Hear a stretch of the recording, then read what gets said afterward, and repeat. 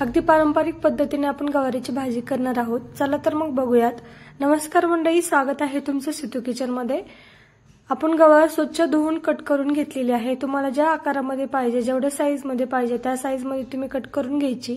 त्यानंतरनी एक पॅन घ्यायचा, पॅन मध्ये थोडंसं तेल टाकून आपल्याला गवार भाजून घ्यायची। थोडंसं डाग पडूपर्यंत आपल्याला भाजून घ्यायची गवार, जास्तही भाजायची नाही। अगदी झटपट होणारी गवार आहे आणि चवीलाही मस्त लागते। एक 5 मिनिट आपण गवार भाजून घेतलेले।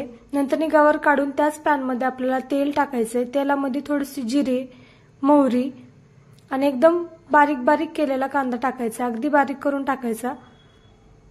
त्यानंतर थोडंसं हलवून घ्यायचं। कांदा थोडा लाल झाला की त्याच्यामध्ये आपल्याला लसूण खलबत्त्यामध्ये ठेचून घेतलेलं टाकायचं। असं लसूण वापरून बघा तुम्ही, अगदी छान चव लागते। त्यानंतर आपल्याला हळद टाकायची आणि घरचा काळा मसाला टाकायचा। काळा मसाला जर नसेल तर तुम्ही इथं धनेपूड, गरम मसाला आणि लाल तिखट वापरू शकता।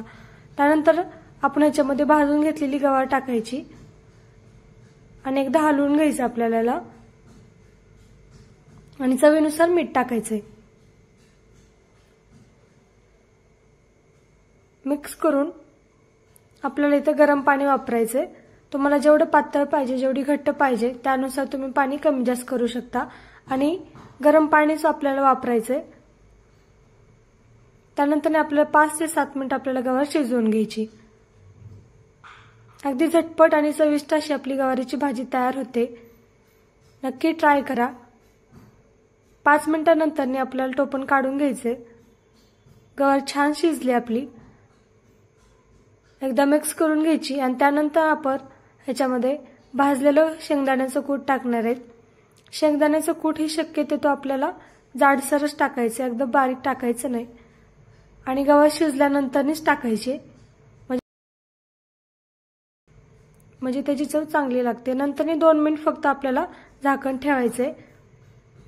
2 मिनिटांनंतर झाकण काढायचं आणि तयार झाली आपली गवारीची भाजी। नक्की ट्राय करा। अगदी झटपट होणारी पारंपरिक पद्धतीने केली जाणारी रेसिपी आहे आणि व्हिडिओ थोडा जरी आवडला असेल तर नक्की लाईक करा, शेअर करा आणि सबस्क्राइब नक्की करा। धन्यवाद।